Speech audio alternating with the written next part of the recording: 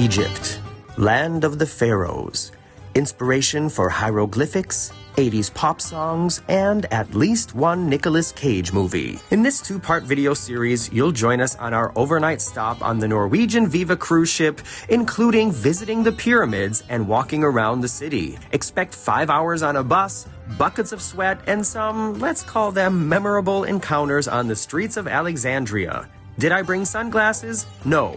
Were there flies? Yes. Was it slightly chaotic, incredibly hot, and mildly stressful? Also yes. But was it worth it? Absolutely. I'm Morgan from the very unofficial travel guides. I've been making travel videos for over 15 years of popular and not so popular tourist destinations to give you a very honest, unofficial look at what it's like to be there. And I've also published 2 books of travel stories of true things that have happened to me around the world. Getting Stitches on a Cruise Ship and Places Please are available on Amazon now.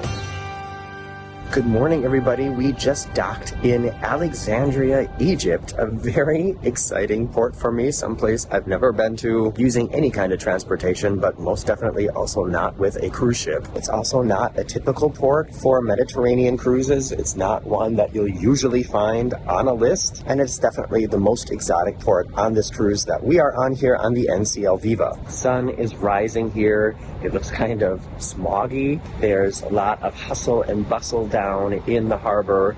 The Ambassador Ambience is just docked next to us, and I'm excited to take you along for this adventure. Because Marcus and I live in Europe, and because we've been to most typical European ports several times now, we usually don't book an excursion. We usually just sort of go off and do our own thing, or just stay on the ship, honestly. But here I thought, okay, we have to go see the pyramids, we have to get into Cairo, and because it's more than a 2-hour drive from here, I just figured, all right, we better just do an excursion. And we're definitely not going to be alone on that excursion. Check this out. Look at all these buses down here. It's like, is there anybody on the ship not taking an excursion today? How many buses is that? The more the merrier. The excursion meeting point was down in the theater, and you can see there were almost 500 passengers booked on just our excursion alone on this day. We were corralled out of the theater, through the ship, and out into the already extremely hot and humid Egyptian sun. It was early in the morning, and it already felt like it was like 450 degrees outside. After a short walk to the buses, which were pleasantly air-conditioned, it didn't take long until we were on our way. The drive into Giza does not go by quickly. Bottled water was provided, soft drinks were for sale, and there was a bathroom on the bus that you should definitely avoid if possible. Along the way, our tour guide shared historical knowledge with us and prepared us for what to expect at the different stopping points along the way, and that's, of course, what a tour guide should do, but we found it kind of difficult to listen after a while because the sound system had the quality of one of those plastic superstar microphones that you can buy your grandkids, and she was talking much too loud into it. And the oil refinery factories are here in a small harbor or a small city called Suez. Warning, our guide mentioned we would be stopping at a small market, and if anybody wanted to pre-order a solid gold amulet with their name written in hieroglyphs, we could do that from her, and she would make sure it was ready when we got there. The prices were very high, and in the end, we noticed that almost everyone who ordered one was extremely disappointed about how flimsy and thin these things were.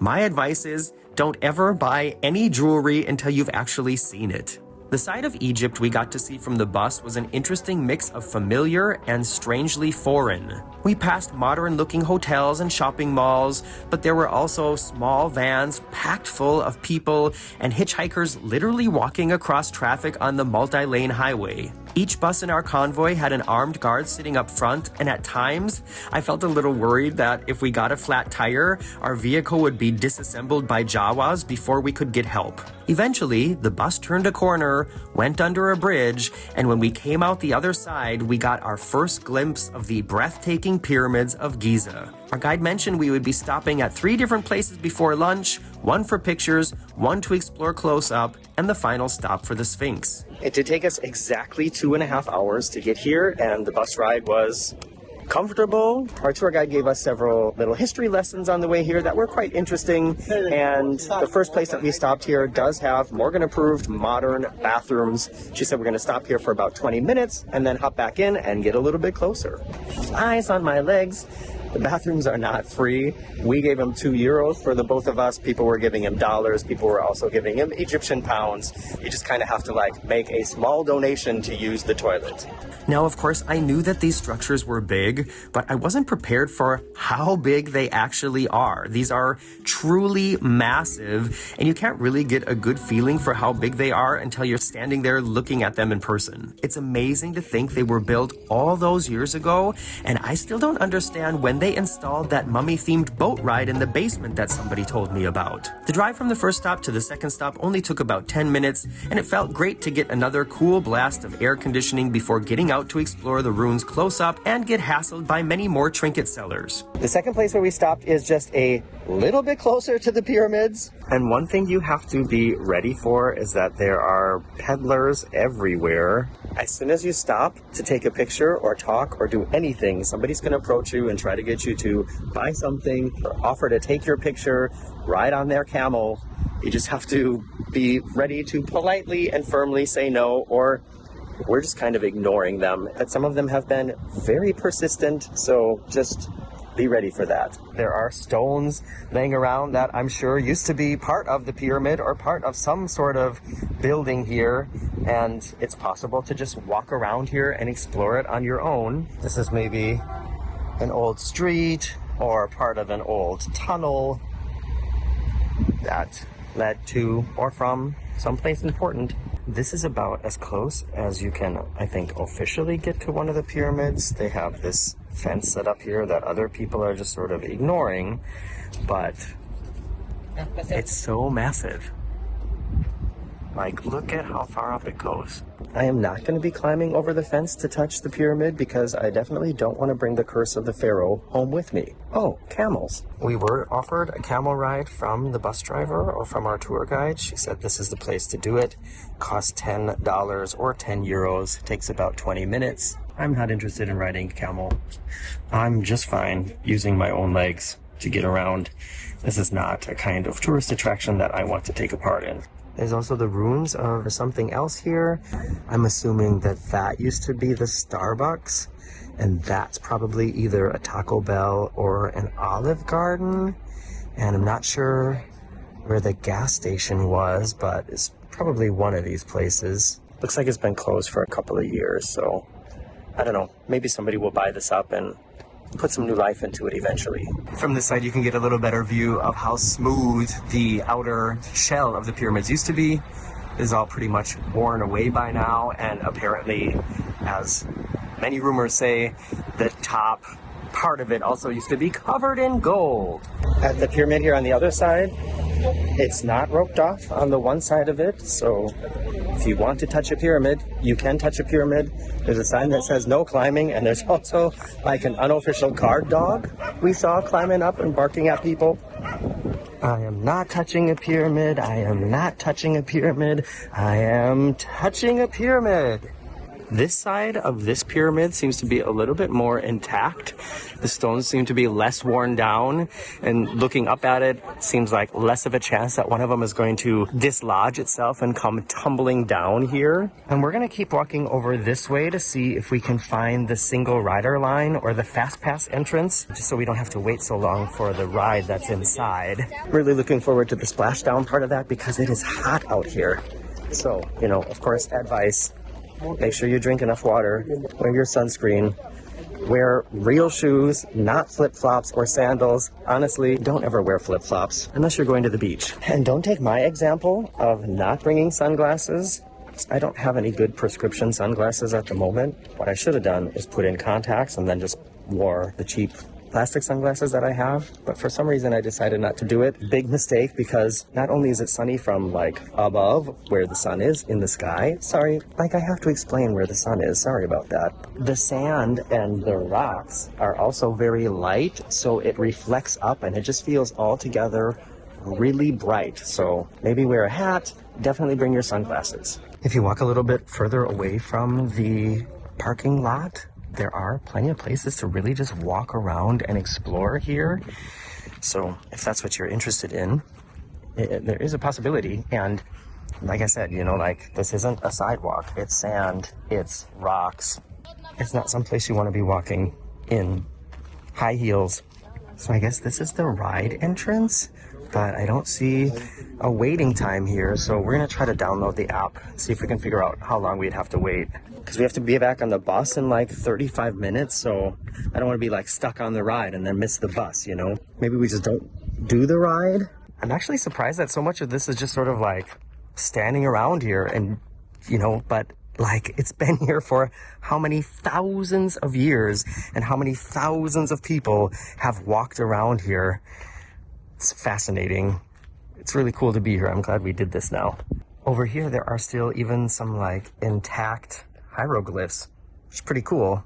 Thousands and thousands of years ago, somebody with a hammer and a chisel made those pictures. When we got back on the bus, the trinket sellers even followed some older ladies onto their bus to try to seal the deal, but they left empty-handed. We never did find that boat ride, by the way. From there, we drove about 15 minutes down to see the Sphinx. The walk from the bus through the temple and up the ramp to the Sphinx viewpoint was the longest walk that was necessary on the trip, and there's a lot more to it than I'm showing here, but so just FYI, if you have mobility issues or are already overheating at this point in the trip, this might be the place to stay on the bus and not risk the walk. We got a good view of the Sphinx from the bus on the way there and back anyways. One interesting thing we learned from our tour guide is that experts think that this is a recarved head and that the original head was much larger than this one. Also, she mentioned that it was most likely meant to be a dog-like creature, even though cats were so important to Egyptian culture. She said the sign that it's a dog is because of the way it's sitting. Cats usually sit with the legs and paws sort of curled up,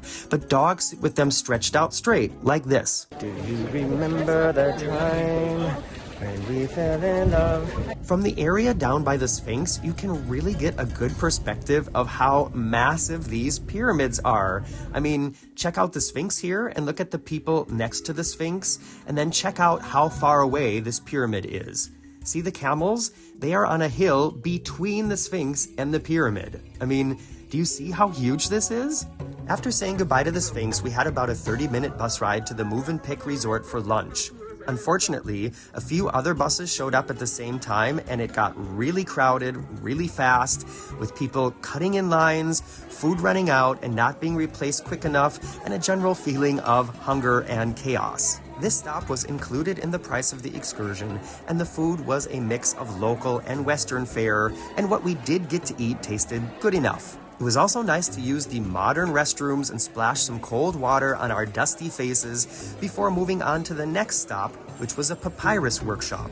Inside, we got a short presentation on how the original paper was made, which is by squishing the pulp out of these plants, flattening it, sticking a bunch of pieces together, and then letting it dry. There, now you can make papyrus too. There were also many works of art to peruse, including Egyptian themes and settings, and some of it looked really interesting, but I just thought, I don't know where I would put this in my apartment, and we left without anything. Upstairs from there was the small market where the people were surprised with their paper-thin, pre-ordered gold jewelry, and a ton of other bits and bobs, and also much thicker, chunkier gold jewelry. So if you are interested in buying some gold on your tour, I would say just wait until you get to the store and then be ready to bargain. And just so you know, just about any time you do an excursion like this in a Mediterranean port, one of the stops is going to be shopping related. So that's not just specific to this Egyptian tour, it kind of happens on just about every tour. When we left the store, we hunkered down for another 2.5-hour drive back to the port. In the beginning, our tour guide asked us, do you want to ask some questions and talk more about Egyptian history, or should we just have some peace and quiet on the way back? I felt bad, but the entire bus said in unison, peace and quiet. So just a quick rundown of my thoughts about this tour again. It was definitely worth it. Bring sunglasses, don't wear flip-flops, be ready to be harassed by locals and just accept it as part of the experience. Don't buy a camel ride, don't buy any jewelry until you've seen it first, and make sure to drink plenty of water. In next week's video, I'm going to take you with me on a walk around the city of Alexandria, which is something I would only recommend under certain circumstances and to certain people. So make sure you are subscribed and check back next week if you want to see that one. I'm Morgan from the Very Unofficial Travel Guides. See you soon.